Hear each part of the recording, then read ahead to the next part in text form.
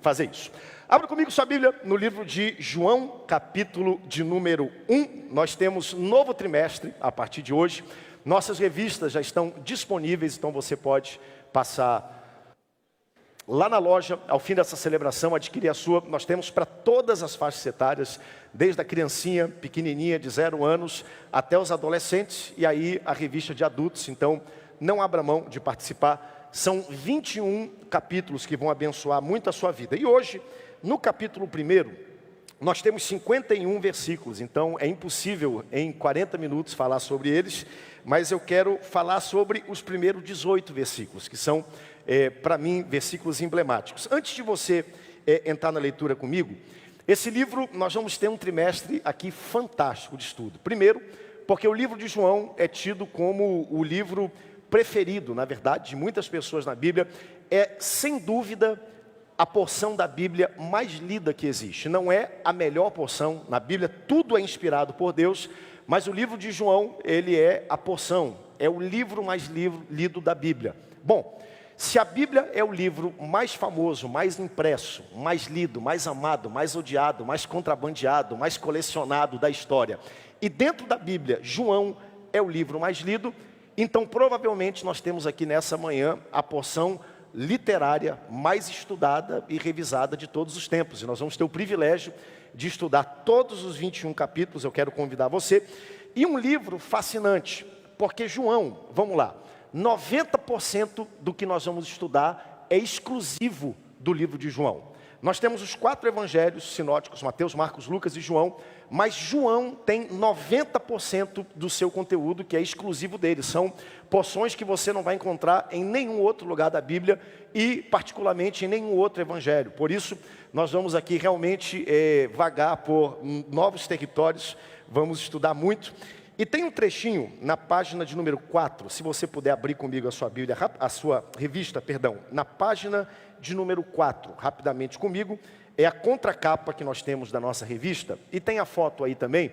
Como hoje é a primeira aula, vou dar uma colher de chá para você, então peguei um trechinho do que eu quero ler, mas vamos lá. Olha como essa porção é uma porção interessante e simbólica.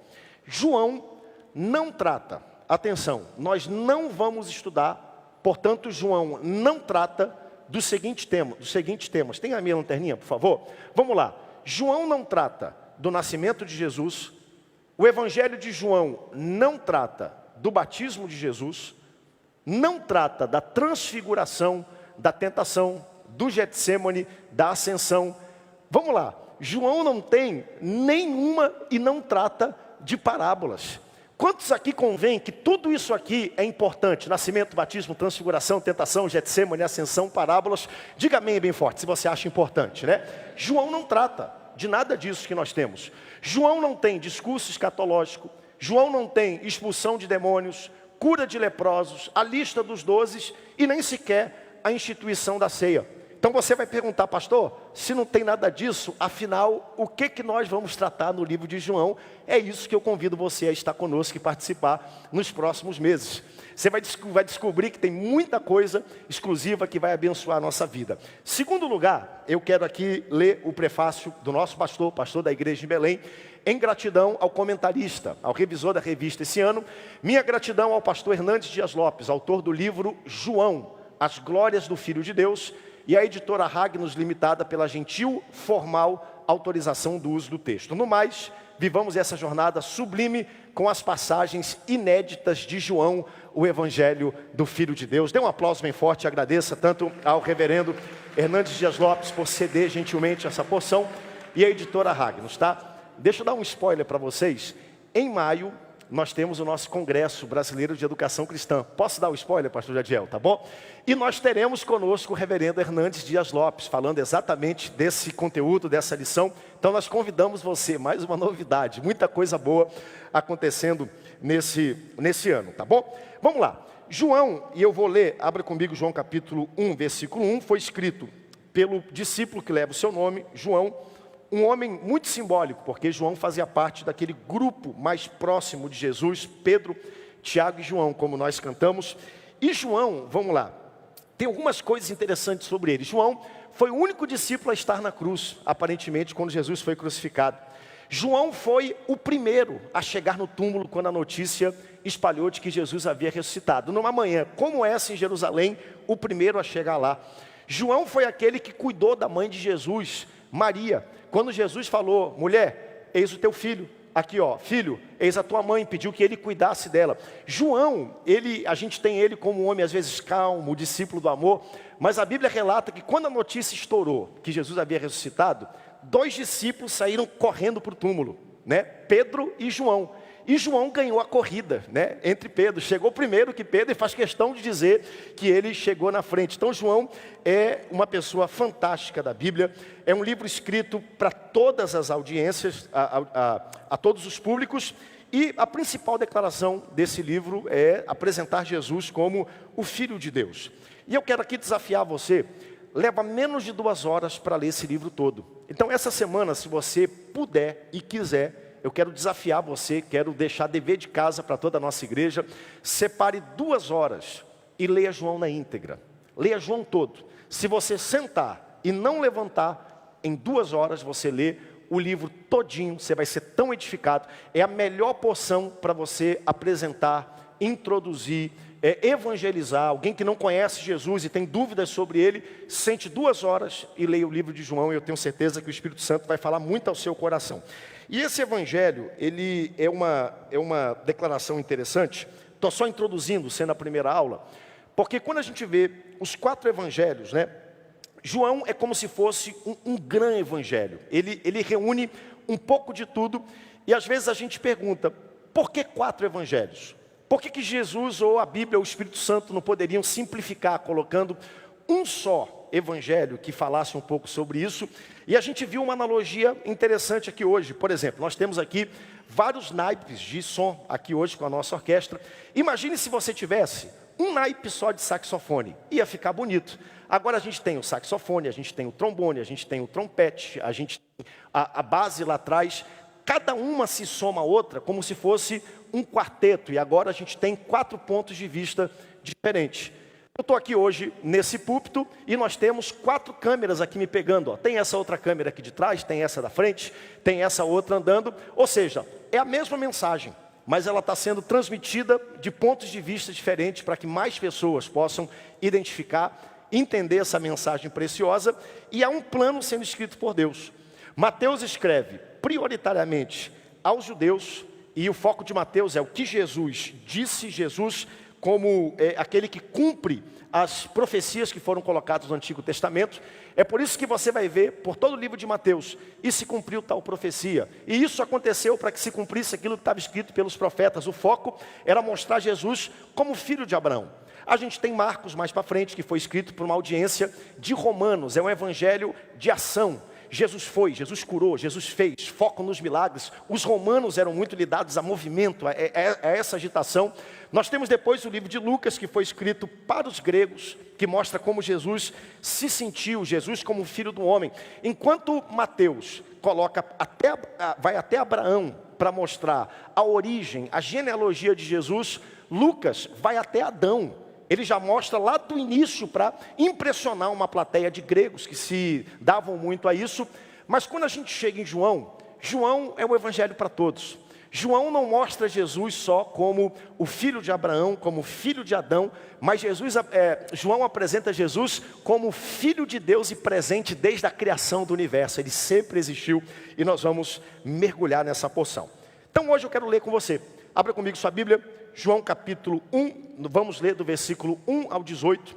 Vou pedir que você leia bem forte comigo, eu vou ler os versículos ímpares, você vai ler os versículos pares, tá bom? E nós vamos nesse domingo de manhã testar algo novo, nós vamos ler a Bíblia juntamente com os nossos irmãos que gravaram a Bíblia em vídeo no aniversário da igreja, vai ser uma experiência nova. Versículo 1, no princípio era o verbo, e o verbo estava com Deus, e o verbo era Deus.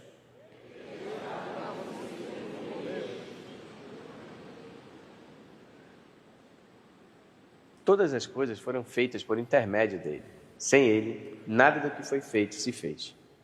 Versículo 4.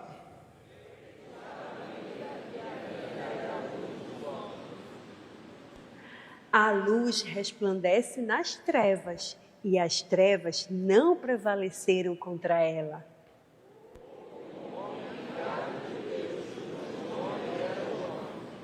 Este veio para que testificasse a respeito da luz, a fim de todos virem a crer por intermédio dele.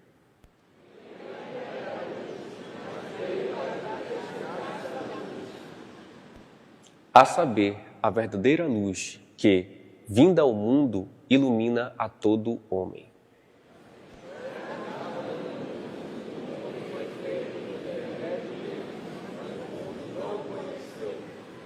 Veio para que era seu e os seus não o receberam.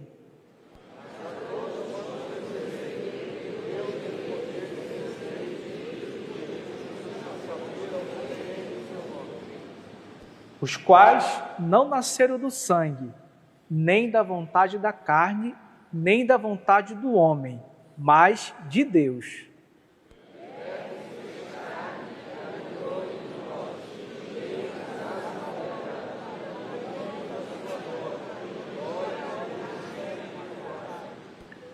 João testemunha a respeito dele e exclama: Este é de quem eu disse: o que vem depois de mim tem, contudo, a primazia, porquanto já existia antes de mim.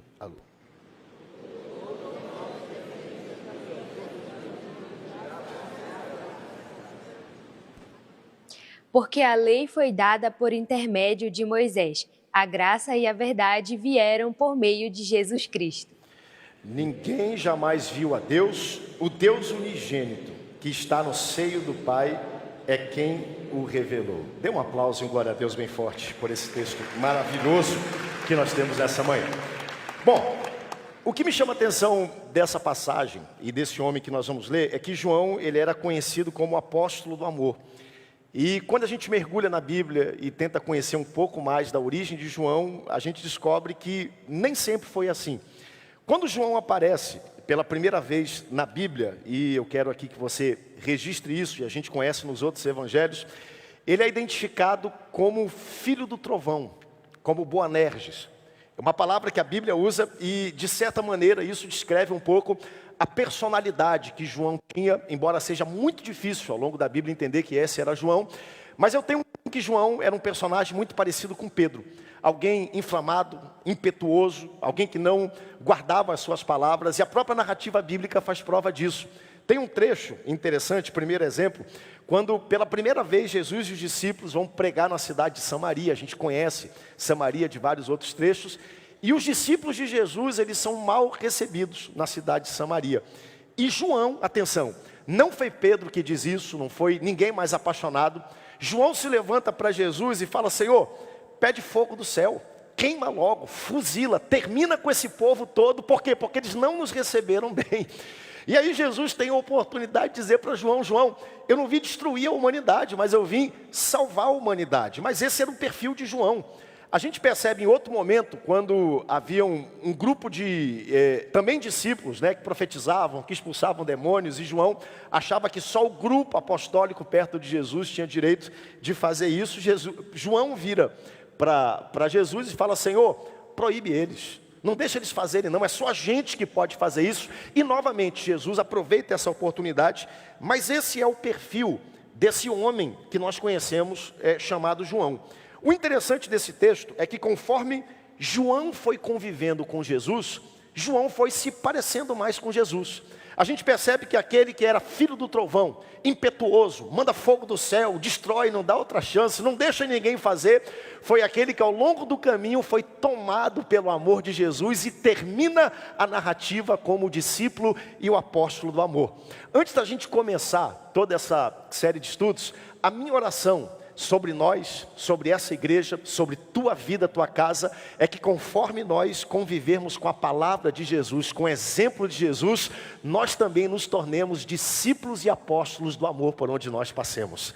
A presença de Jesus, ela muda o nosso ambiente. É impressionante o que acontece com quem convive com Jesus. João, ele começa um processo de convivência com Jesus, e a Bíblia diz que o seu caráter, sua maneira, seu temperamento, sua maneira de se expressar, foram completamente transformadas por ele, ao ponto de João se referia a si mesmo dizendo, o discípulo a quem Jesus amou.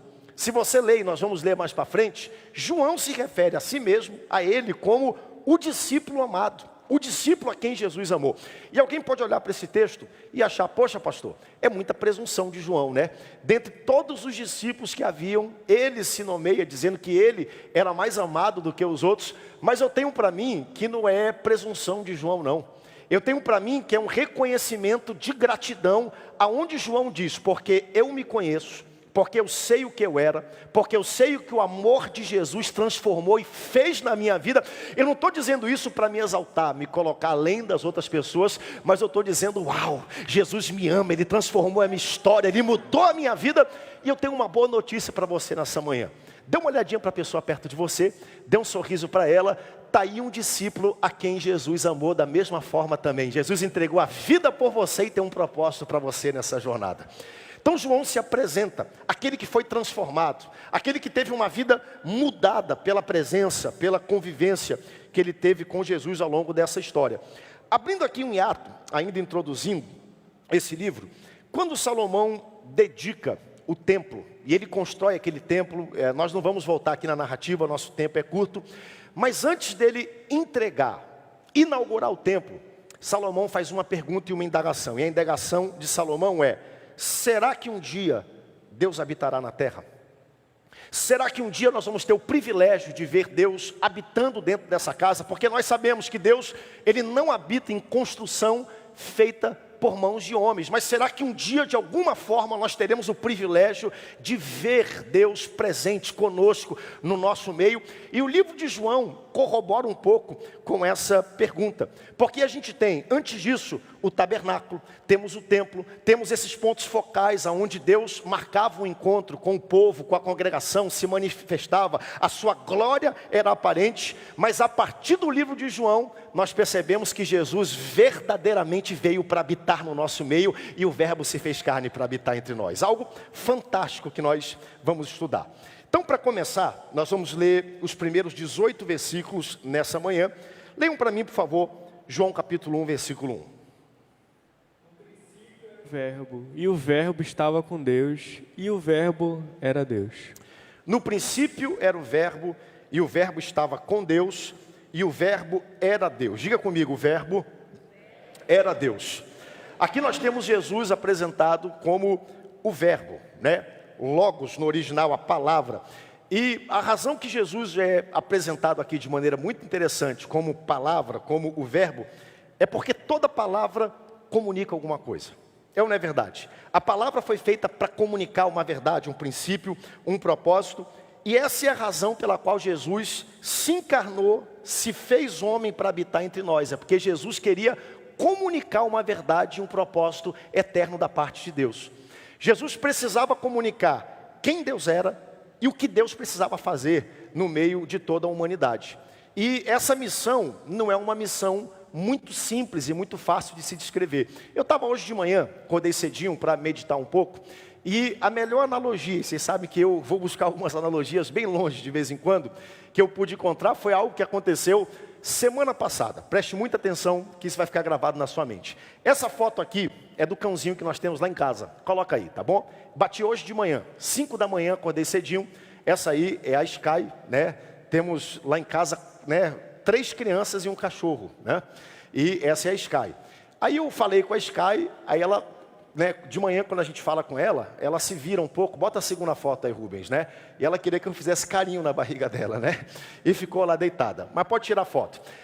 Vejam a caminha da Sky, que é bem felpuda. Semana passada nós fomos num restaurante, né, comer uma churrascaria, e aí o homem passou com aquele carrinho, com a costela, a gente pegou uma costela, e aí, não sei se você já fez isso, né, eu sou daqueles que quando termina a comida, eu pego a costela, embalo a costela, não tenho vergonha de fazer isso, e levo para casa para o cachorro comer.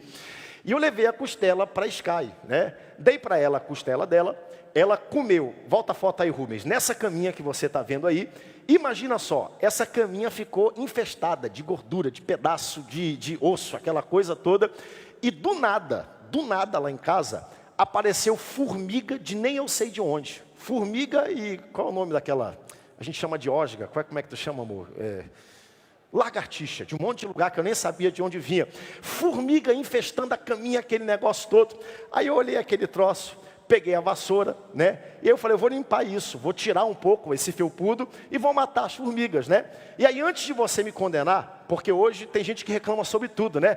Poxa, pastor, que injusto com as formigas, né? O senhor poderia avisar as formigas do juízo final, da ira vindoura. Não podia?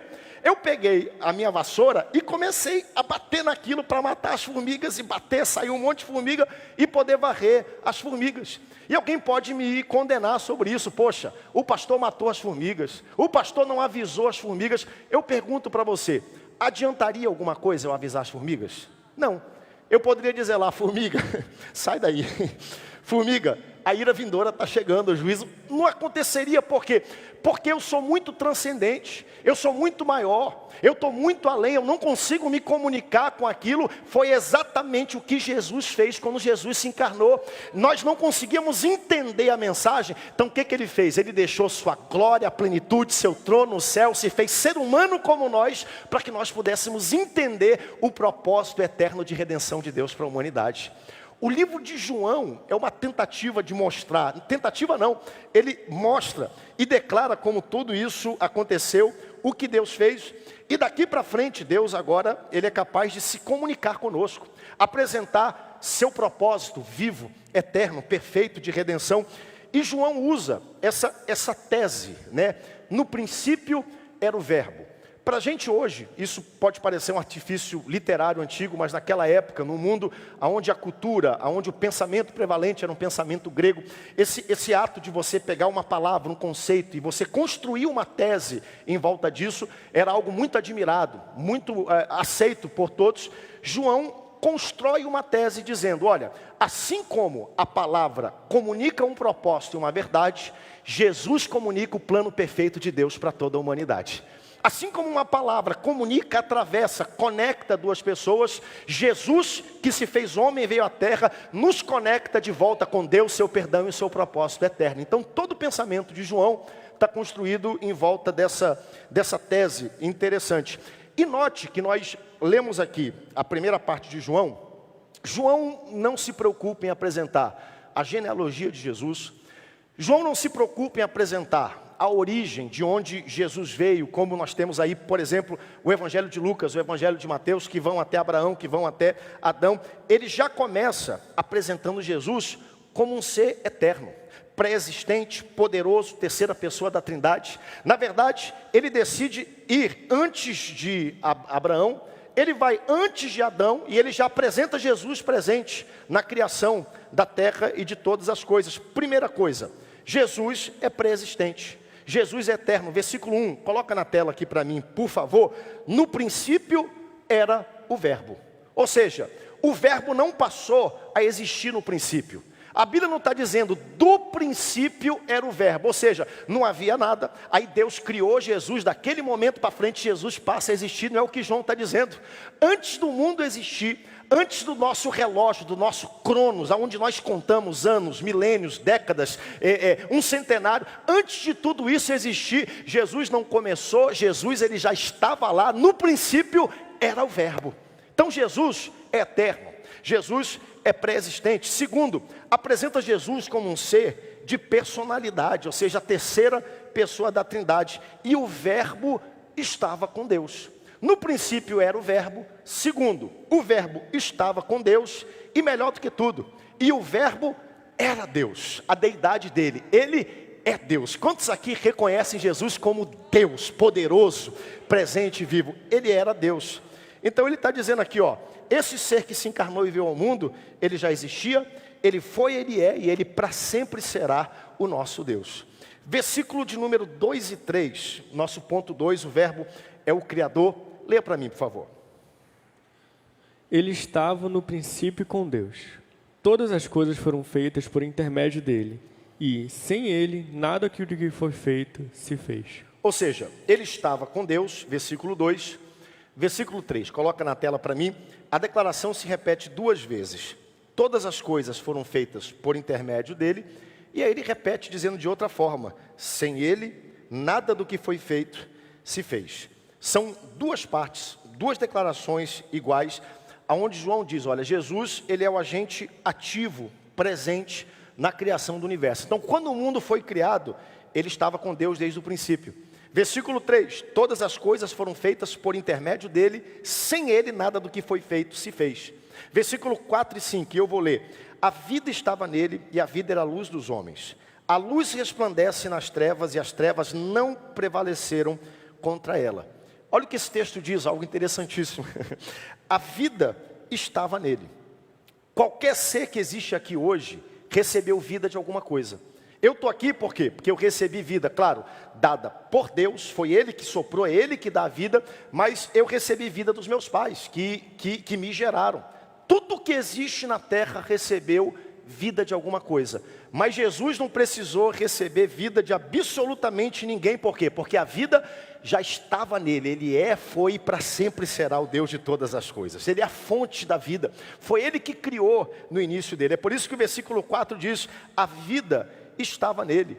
Versículo 5, a luz resplandece nas trevas, porém as trevas não prevaleceram contra ela. Gênesis capítulo 1, eu acho que é o versículo 1 ou 2, a Bíblia fala que a terra era sem forma e vazia, e as trevas e a escuridão, elas sondavam, pairavam sobre o abismo, lá no começo ainda, no início da criação, a luz resplandece nas trevas e as trevas não prevalecem contra ela.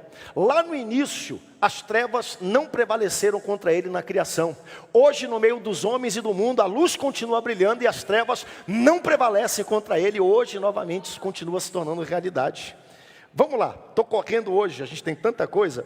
Versículo de número 6 agora. Ele apresenta Jesus como pré-existente, eterno, terceira pessoa da Trindade, de personalidade definida. Ele era Deus, ele estava com Deus, ele para sempre será Deus.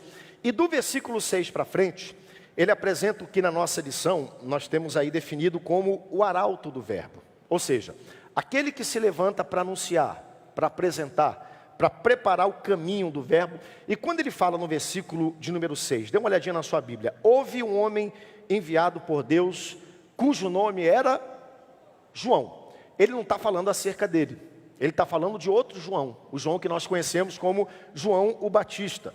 Houve um homem enviado por Deus, cujo nome era João. Este veio como testemunha, para que testificasse a respeito da luz, a fim de que todos viessem a crer por intermédio dele. Então ele deixa claro aqui que aparece uma outra figura, aparece um outro personagem, fora dele, que agora nós temos João Batista. Este João é aquele João que era primo de Jesus, filho de Elizabeth. A gente novamente conhece a história. E o papel, e o papel desse homem chamado João, era ser, como está aí no nosso esboço, coloca aí para mim rapidamente, bem aqui, ó, o arauto do verbo, o que anuncia, o que prepara o caminho, o que organiza a atmosfera para que ele chegasse. Na página de número 7 da sua lição, novamente, se você puder abrir comigo, bem no pezinho aí, na coluna da direita, tem um trecho, página de número 7, está aí, ó. E note que João não é o único arauto, né? Ao longo de todo, é o primeiro que vem para anunciar. Na verdade, ele já vem no espírito de outro profeta que já anunciava, mas por toda a Bíblia existem vários arautos que são levantados no Novo Testamento para anunciar, preparar o ambiente. Vamos lá. Ó, são numerosas as testemunhas da verdade, da autorrevelação do Deus no verbo, ou seja, de Deus em Jesus. Por exemplo, há o testemunho da mulher samaritana, a gente conhece a história, né? Por mais difícil que seja de crer, uma mulher que não merecia, não tinha uma vida recomendável, mas a vida dela, ela conseguiu no meio de tudo aquilo perceber que Jesus era profeta, que Jesus era o Filho de Deus, né? Nós temos as obras do próprio Jesus, temos o próprio Pai dizendo: esse é o meu Filho amado, é o meu Filho Jesus, atentem a Ele, nele eu me comprazo, eu tenho prazer. No Antigo Testamento, dezenas, centenas de menções, de arautos que se levantam para anunciar Jesus, a multidão, o Espírito Santo, os apóstolos. Você pode pegar depois, dar uma olhadinha e ler cada uma dessas passagens. João se levanta como alguém singular para anunciar a verdade, preparar o caminho para a vinda do Messias. E no versículo 9, a Bíblia diz assim: a saber, a verdadeira luz vinda ao mundo, que ilumina todos os homens. né? No versículo 6 e 7 diz: houve um homem enviado por Deus, esse veio testificar a luz, a fim de que todos pudessem crer por intermédio dele, que era o arauto. E o versículo 9 diz: a saber, a verdadeira luz vinda ao mundo, luz que ilumina todo o homem. Eu, hoje de manhã, meditei muito, batalhei muito com esse versículo, versículo 9, ele é um versículo muito simbólico, mas olha o que a Bíblia está dizendo: a verdadeira luz que vinda ao mundo ilumina parte dos homens, metade dos homens, alguns homens. O que está escrito aí no texto, hein? Todos os homens. Daqui para frente, da manifestação de Jesus na terra, todos os homens agora têm condições de conhecer quem Jesus verdadeiramente é. Vamos lá para uma questão que às vezes é um pouco polêmica, difícil de ser compreendida. E o ser, pastor, mais isolado, lá no meio da mata, que está longe, que ninguém está vendo ele, e aquele camarada que está isolado no Polo Norte, né? Não tem ninguém, aquele nômade que não se comunica com nada. A Bíblia está dizendo que a partir desse momento, todos os homens têm condições, a luz se manifesta para todos. Pastor, como é que pode? Se ninguém foi lá, se não tem um missionário, se não houve alguém que tenha pregado, se especificamente ninguém foi enviado para falar do amor de Jesus. E eu pergunto para você, a criação existe para quê? Hein? A consciência humana existe para quê?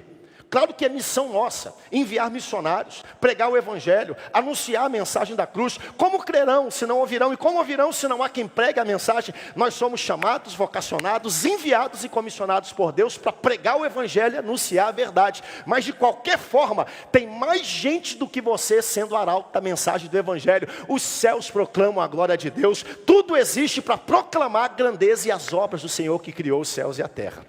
Tudo existe para isso. Vou dar um exemplo para você, prático, que há um mês atrás, eu e a Luana fomos para uma conferência de pastores, ouvimos falar algo que a gente não consegue colocar na nossa caixinha teológica, de vez em quando. Por exemplo, vocês estão acompanhando o conflito que está acontecendo no Oriente Médio, né? Na faixa de Gaza. Algo terrível, né? A gente às vezes fica defendendo o lado, aquela coisa toda. Antes de qualquer coisa, gente, guerra só causa destruição em qualquer cenário que aconteça. É muito triste o que está acontecendo naquele lugar.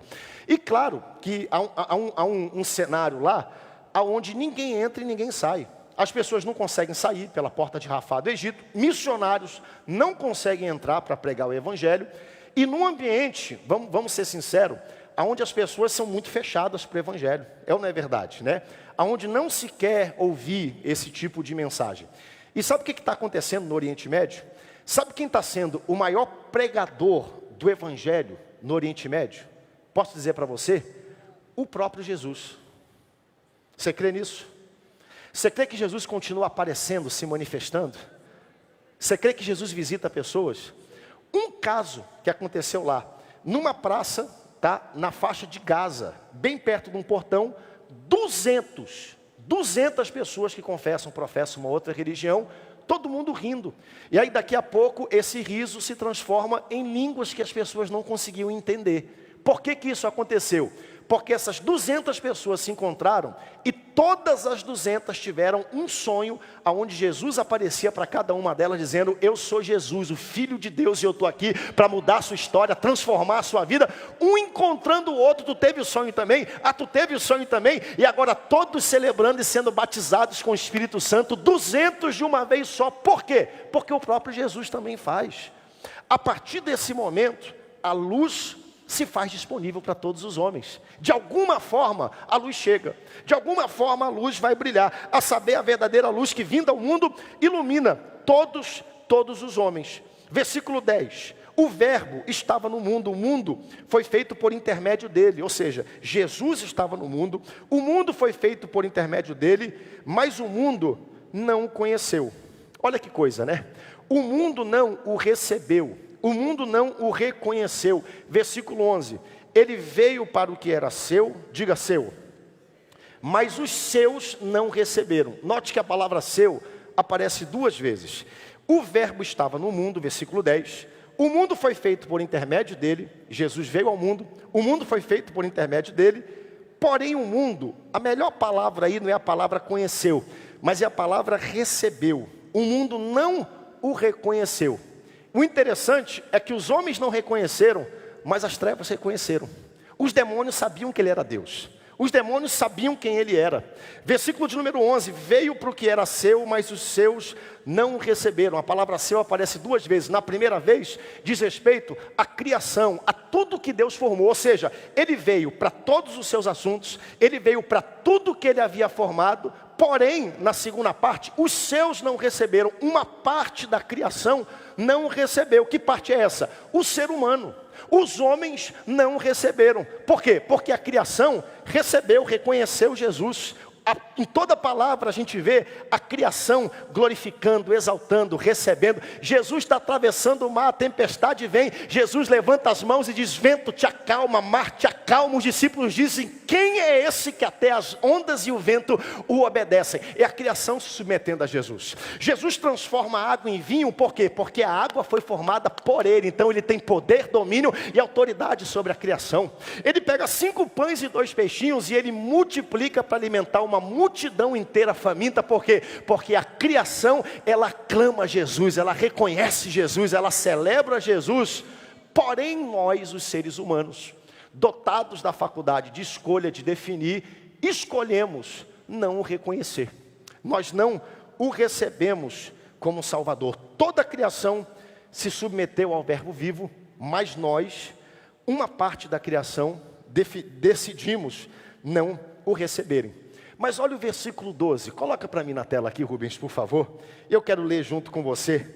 Mas a todos quantos o receberam, deu-lhes o poder de serem feitos filhos de Deus, a saber os que creem no seu nome. Quantos aqui o receberam, creram no seu nome? Nós que aqui estamos. A criação o recebeu e nós também o recebemos e o aclamamos como Salvador. Muita gente o recebeu.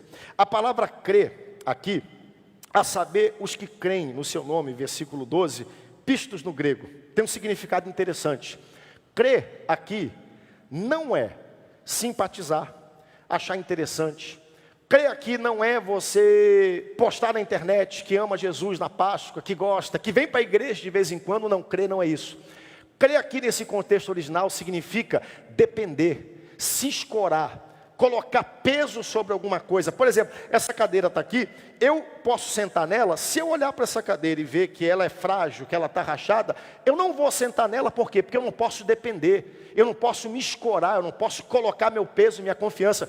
Esse banco que você está sentado, você senta nele, porque antes de sentar, isso aqui é inconsciente, você não precisou fazer, mas você olhou, você acessou, você viu que dá para depender, colocar peso, está ali, que ele não vai rachar. E assim é crer em Jesus. Não é você simpatizar, gostar, achar bonito, postar alguma coisa. É entender, eu posso depender desse Jesus, porque ele não falha, ele me sustenta, ele me suporta e ele me guarda em todos os momentos. Tem uma analogia, o nosso pastor já usou várias vezes aqui, verdadeira, aconteceu. Vou até pedir ao Daniel, se puder. Tem um homem que atravessou as cataratas do Niágara, e tem uma foto dele com um barril, com um carrinho de mão. O pastor Samuel até já falou aqui várias vezes disso. História verídica. Se puder, eu acho que foi na década de 50, 51. Se tiver, dê uma olhadinha aí para mim, me ajudem com o nome dele e a foto aí, se tiver. Olha que história interessante. Esse homem colocou um cabo de aço, numa das maiores cataratas, parecida com as cataratas do Iguaçu. E ele pegou, chamou todo mundo e disse assim: olha, vocês acreditam que eu sou capaz de atravessar de um lado para o outro essa catarata? Aí todo mundo, a gente acredita, vai. Ele pegou e atravessou para o outro lado. Quando chegou no outro lado, todo mundo aplaudiu, celebrou, olha só que feito, tal. E aí do outro lado, esse homem vira e diz assim: vocês acreditam que eu consigo voltar para o outro lado, levando comigo um carrinho de mão? Está na internet isso. Aí todo mundo, a gente acredita, atravessa. E aí ele pegou, atravessou de volta para o outro lado, levando um carrinho de mão. Quando chegou no outro lado, ele falou: vocês acreditam que eu levo o carrinho de mão com um barril dentro do carrinho de mão? Todo mundo, a gente acredita, tal. Ele colocou o carrinho de mão, um barril dentro, atravessou para o outro lado. Quando chegou no outro lado, ele falou: vocês acreditam que eu levo o carrinho de mão com um barril e com uma pessoa dentro? Aí todo mundo, a gente crê, vamos. Ele falou: cadê o primeiro voluntário para colocar dentro do barril? Ninguém apareceu. Por quê? Porque tem gente que simpatiza. Tem gente que gosta, que acha bonita, agora o difícil é entrar no barril, é depender, é mergulhar, é crer numa mensagem, e esse crer aqui é você depender da obra de Jesus. Porém, a todos aqueles que creem no seu nome, deu-lhes ele o poder de serem feitos filhos de Deus. Todos que o receberam, a saber, os que creem no seu nome. Conseguiram a foto ou não? Conseguiram encontrar alguma coisa? Está aí, ó. Aí. Isso aconteceu na década de 50, né? Está aí a foto. Depois vamos encontrar o barril também. Vamos ver se tem um voluntário aqui para a gente fazer isso também, tá? Mas aconteceu. É a gente crer, é a gente depender. Porque nem todo mundo quer crer. Nem todo mundo está disposto a se comprometer com uma mensagem. Gente, vai além da concordância. Crer em Jesus vai além da gente simpatizar com a sua mensagem. Crer em Jesus é a gente depender, colocar peso, sabe? Acreditar nessa mensagem. Versículo 12 novamente. Mas a todos quantos o receberam, deu-lhes o poder de serem feitos filhos de Deus, a saber, os que creem no seu nome. Vou repetir, quem aqui crê que Jesus é o Filho de Deus? Você crê que ele nasceu de uma virgem? Você crê que ele viveu perfeitamente? Você crê que ele fez o bem por onde passou? Você crê que ele veio de Deus, que ele nunca errou, que ele é o Filho do nosso Senhor? Você crê que ele foi julgado injustamente, foi colocado numa cruz? Você crê que ele foi julgado, que ele aguentou os cravos, a coroa de espinho? Você crê que ele morreu, foi colocado na cruz, mas ao terceiro dia ele ressuscitou para todo sempre? É para quem crê nesse tipo de coisa. Nós cremos nisso. Nós cremos que isso é verdadeiro. Nós não estamos aqui nessa manhã porque a gente tem medo do inferno, tem medo da eternidade, ou porque hoje é o domingo da ressurreição. Nós estamos aqui porque tivemos um encontro verdadeiro com Jesus, e nós somos aqueles que creem nessa mensagem. Nós somos crentes. Crente é aquele que crê. Nós cremos nessa mensagem, dependemos, colocamos o nosso peso, a nossa vida nisso, que ele é rei, que ele é o Senhor de todas as coisas, que ele é o Salvador da nossa alma. Todos os que o receberam, deu-lhes o poder de serem feitos filhos de Deus, a saber, os que creem no seu nome. Qual é o nome dele, gente, hein? Qual é o nome dele? Jesus, Yeshua, Jesus, esse é o nome dele. Versículo 13, os quais não nasceram do sangue, nem da vontade da carne, e nem da vontade do homem, mas nasceram de quem? De Deus. Olha que texto extraordinário. Não nasceram do sangue, não nasceram da vontade da carne, não nasceram da vontade do homem, porém nasceram de Deus. O que ele está dizendo aqui? Essa obra aqui não é nossa. É uma obra que nós não merecemos.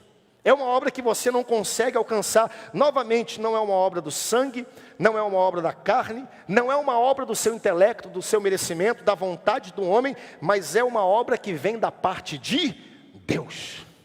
Deixa eu colocar de maneira bem simplória para você. Você é o pior ser humano da terra que existe, você não merece nada. Você é o melhor ser humano que anda sobre a face dessa terra, você também não merece nada.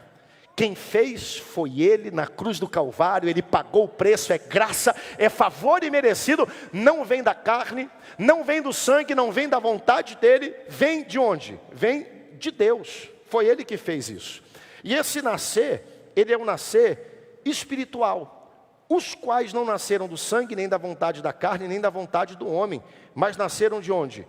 De Deus. Ou seja, tem muita gente que às vezes está querendo racionalizar muito o agir de Deus, né? Porque eu preciso entender, eu preciso raciocinar, eu preciso compreender como Deus vai agir, como Deus vai fazer. Querido, não é da carne, não é da vontade da carne, não é do seu intelecto, não é da sua vontade, vem da parte de Deus. Ou você recebe ou você não recebe o que Deus vai fazer.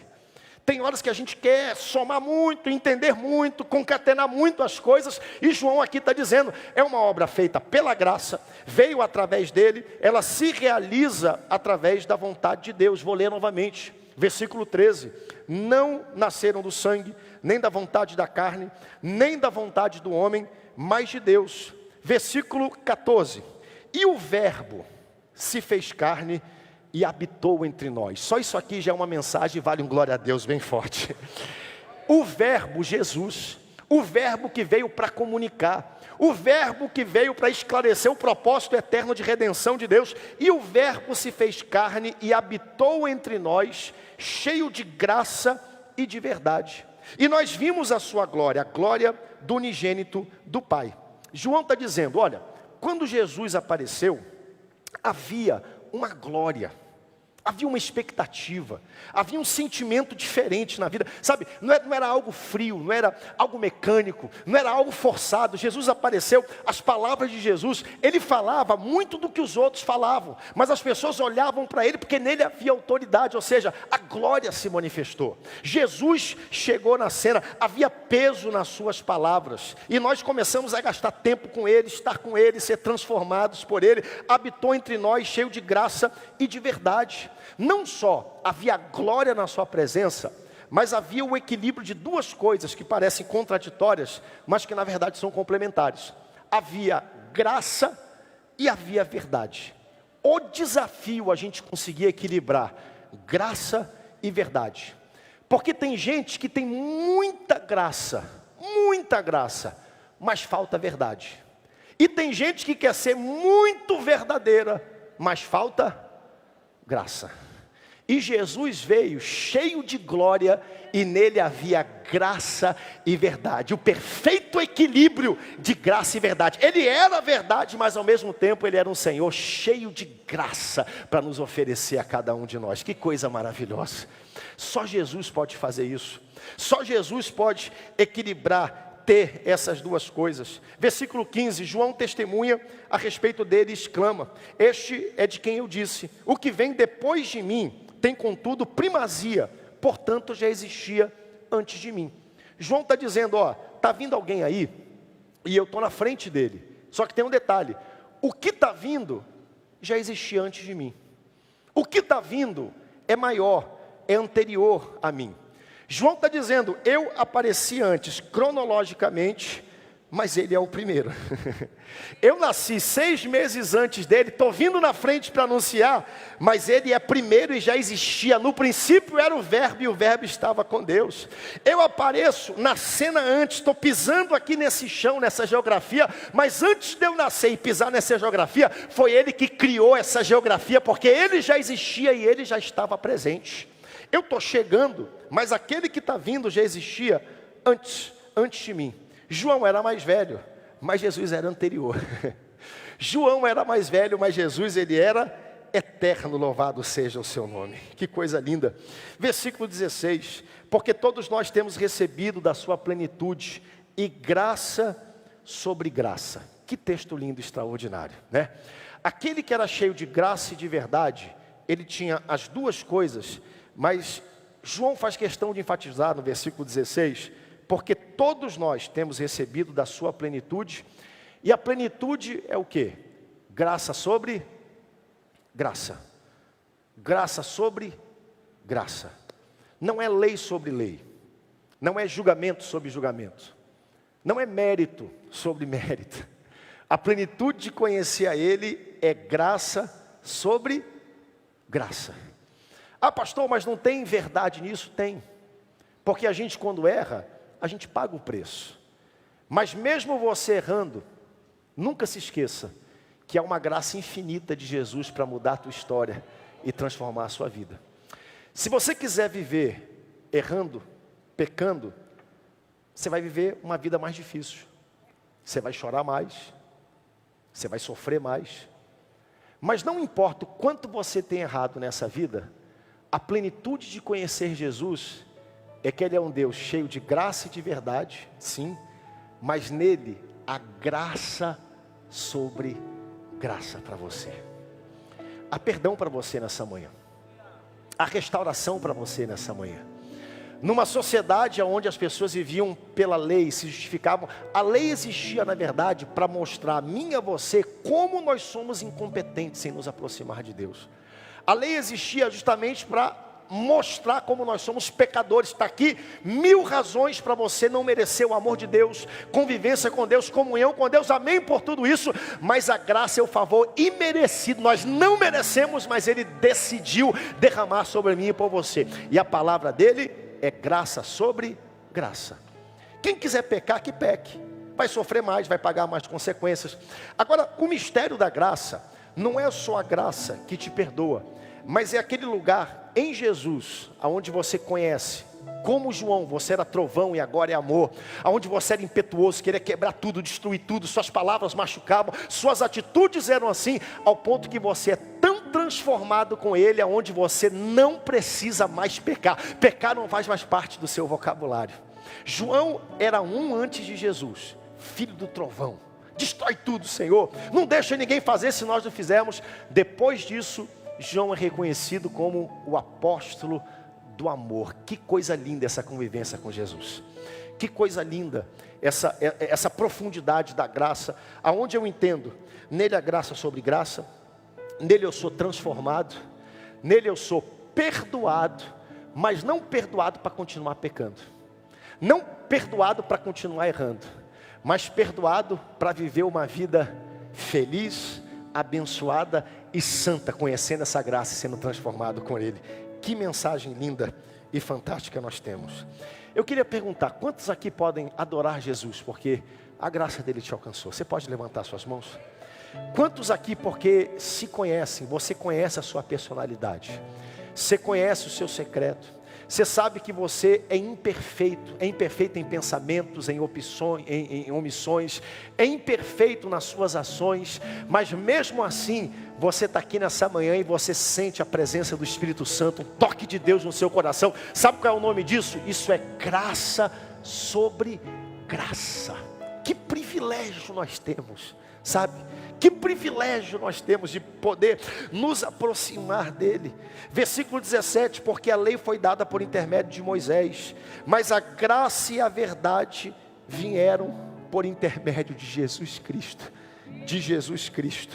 A lei aponta os seus problemas, a lei mostra que você é incapaz, a graça te dá o favor que você não merece e vem através de Jesus Cristo, o verbo que se fez carne aqui nesse texto.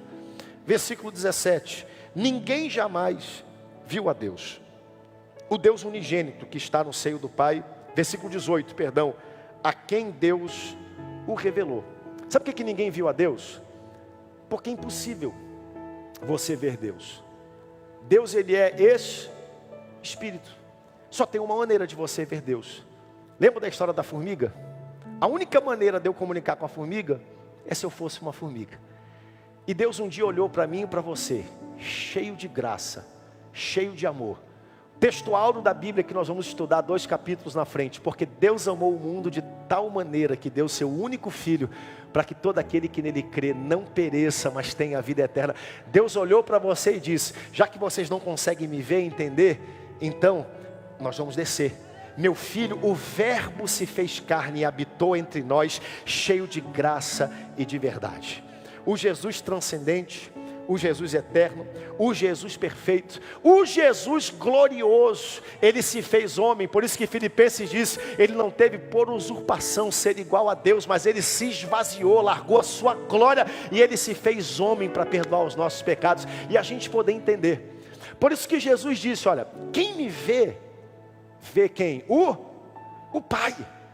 Quem me vê? Ninguém viu a Deus. Por quê? Porque era impossível ver Deus. A partir desse momento, agora nós não apenas conseguimos ver Deus, mas o verbo, o logos, a palavra que comunica, o plano eterno, o propósito eterno, quem Deus é, o que Ele pode fazer na nossa vida, agora está comunicável e disponível a todos nós. Que Jesus maravilhoso! Que Jesus maravilhoso! Eu pergunto para você, você está pronto para a jornada que nós vamos viver no livro de João? Eu só dei uma introduzidazinha rápida, né? Havia na eternidade, o verbo que se fez carne, seu principal arauto, João Batista. Nós vamos ter um dos melhores, se não o melhor trimestre que nós já tivemos na vida da escola dominical dessa igreja. Você crê nisso? Coloque-se de pé em nome do Senhor Jesus. Quero orar com você, quero liberar você para voltar para casa, cheio de alegria, cheio de bênção, com o coração cheio dessa mensagem. Mas antes disso, eu quero fazer uma pergunta aqui nessa manhã. Você veio a esse culto, você veio a essa celebração, e você hoje está carente dessa graça, desse perdão, desse Jesus que eu apresentei aqui para você. Um Jesus que é a verdade, sim, mas ele também, esse Jesus também é graça, para transformar a tua vida, para perdoar os teus pecados. Não existe manhã melhor do que essa, do que a manhã da ressurreição. Tudo isso que nós estamos lendo é o início de um plano perfeito, infalível, eterno de Deus, de amor, de restauração e de redenção para a sua vida e para a sua alma. E você nunca tomou essa decisão, você nunca entregou a vida a Cristo, você nunca se rendeu aos pés de Jesus, ou você já fez isso, mas a vida se esfriou, se distanciou dos caminhos do Pai, e hoje você está aqui nessa manhã dizendo: pastor, eu preciso, meu coração almeja, minha alma anseia retornar, estar perto de Jesus, sentir isso no meu coração de novo. Eu quero orar junto com você. Melhor do que isso, eu não só quero orar junto com você, mas eu quero ter o privilégio de poder abraçar você nessa manhã. Rompa do seu lugar e vem aqui à frente em nome de Jesus. Você que precisa de salvação, de perdão, de restauração, você que precisa se reconciliar, renovar a sua aliança com Cristo, eu quero abraçar você, eu quero celebrar junto com você. Você sabe quem você é, você sabe quem você é. Ao longo disso, isso foi fazendo sentido, foi conectando na sua mente, você entendeu essa mensagem, e hoje você precisa tomar uma atitude, uma ação. Quero orar junto com você. Vem em nome de Jesus, vem em nome de Jesus, venha, venha, venha, venha, venha com seus erros, venha com as suas falhas. Deus te abençoe querida, Deus te abençoe. Cadê a segunda pessoa que precisa? Pode aplaudir, pode celebrar o nome do nosso Deus.